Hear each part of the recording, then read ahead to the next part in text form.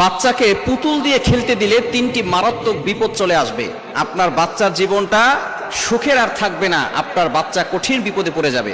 অনেক বাবা মা এখন সন্তানদেরকে, ছোট্ট বাচ্চাকে, ছোট্ট শিশুটাকে খেলার জন্য পুতুল কিনে দেন। নবীজি সাল্লাল্লাহু আলাইহি সাল্লাম জানিয়ে দিয়েছেন, প্রতিটি মূর্তির ভিতরে যে ছোট ছোট পুতুলের ছবি বানানো হয় অথবা যে মূর্তি বানানো হয়, এগুলোর ভিতরে এক একটা করে জিন থাকে, বদ জিন থাকে, যেগুলো মানুষকে ক্ষতি করে থাকে। সুতরাং এই পুতুলের ভিতরে কিন্তু অনেক সময় বদ জিন বাসা বাঁধে এবং বদ জিন আপনার সন্তানকে আঘাত করতে পারে। সুতরাং আপনার সন্তান কঠিন বিপদে পড়ে যেতে পারে। এক নম্বর যে সমস্যা, সেটা হচ্ছে জিনের সমস্যা। অনেক বাচ্চাকে বাবা মারা, তারা ছোট বাচ্চাটাকে পুতুল কিনে দেয় এবং বিশেষ করে মেয়ে বাচ্চাদেরকে পুতুল কিনে দেয়। আর এই পুতুলের ভিতরে যে বদজিন আস্তে আস্তে বাসা বাঁধে, সেটা বাচ্চাকে ক্ষতি করার চেষ্টা করে। বাচ্চাকে অনেক সময় এই বদজিন আসর করে। রাতের বেলা বিশেষ করে বাংলাদেশে ছোট ছোট বাচ্চারা মা বাবার সাথেই থাকে, কিন্তু বাইরের দেশগুলোতে বাচ্চাদের জন্য আলাদা রুম করে দেয় ছোটবেলা থেকেই। তখন দেখা যায় যে এই পুতুলগুলো আস্তে আস্তে কেমন যেন তাদের ভিতরে একটা আত্মা চলে আসে। আত্মা তো না, এটা হলো শয়তান ভিতরে গিয়ে তারপরে বাচ্চাকে ক্ষতি করার চেষ্টা করে। অনেক সময় বাচ্চাকে এমনভাবে আঘাত করে, বাচ্চা বড় ধরনের রোগের ভিতরে চলে যায় অথবা সে দুনিয়া থেকে বিদায় হয়ে যায়। এজন্য অবশ্যই বাচ্চাকে খেলনা কিনে দিবেন।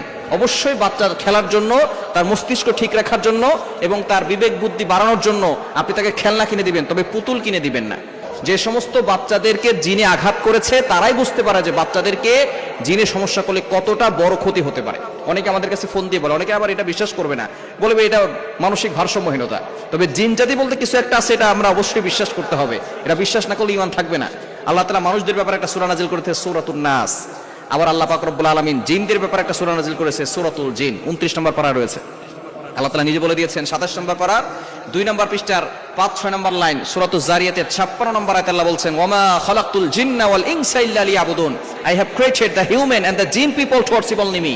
আমি মানুষ এবং জিন জাতিকে একমাত্র আমার ইবাদত করার জন্য সৃষ্টি করেছি। সুতরাং জিন জাতি আছে, এরা অনেক সময় দুষ্ট জিন জাতি মানুষকে অনেক সময় বিপদে ফেলতে পারে। এই জন্য 1 নাম্বার, আপনার সন্তানকে পুতুল দিলে এই পুতুলের ভিতরে জিন ঢুকে আপনার সন্তানকে ক্ষতি করতে পারে। 2 নাম্বার হচ্ছে, এই জিন আপনার সন্তানকে অসুস্থ করে ফেলতে পারে। বাচ্চারা দেখবেন অনেক সময় রাতের বেলা কান্নাকাটি করে, দেখবেন অনেক বাচ্চারা কান্নাকাটি করে। কেন করে জানেন? জিন জাতিরা দূর থেকে অ্যাট্রাকশন দিয়ে থাকে, যার কারণে বাচ্চা কান্নাকাটি করে। এই কারণে জিন জাতি যদি আপনার বাচ্চাকে ক্ষতি করে, তাহলে কিন্তু আপনার বাচ্চা আস্তে আস্তে অসুস্থ হয়ে যাবে এবং বাচ্চাকে সুস্থ করার জন্য কোনো ওষুধ দিয়ে কাজ হবে না। কি খাওয়াবেন? প্যারাসিটামল খাওয়াবেন, নাপা খাওয়াবেন? এগুলো খাওয়ালে কোনো লাভ নাই। তখন আপনাকে আয়াতুল কুরসি এবং 4 কুল, সূরা ইখলাস, সূরা ফালাক, সূরা নাস, সূরা কাফিরুন, এগুলো পরে ফু দিয়ে দিবেন। আস্তে আস্তে সে বাচ্চা সুস্থ হয়ে যাবে। এজন্য পুতুল দিলে আস্তে আস্তে কিন্তু সে বাচ্চা অসুস্থ হয়ে যাবে। এবং 3 নাম্বার যে ক্ষতি হবে, সেটা হচ্ছে তার মেধা শক্তি দুর্বল হয়ে যাবে। তার মেধা শক্তি দুর্বল হয়ে যাবে, ইন্টেলেকচুয়াল পাওয়ার, মেধা শক্তি দুর্বল হয়ে যাবে। পুতুল কিনে দেওয়ার কারণে যখন জিন তার ভিতরে আসর করে, আস্তে আস্তে তার মেধা শক্তি দুর্বল হয়ে যায়। সুতরাং বাচ্চাকে ক্ষতি করতে না চাইলে আপনি অবশ্যই এই পুতুল কেনা বন্ধ করেন।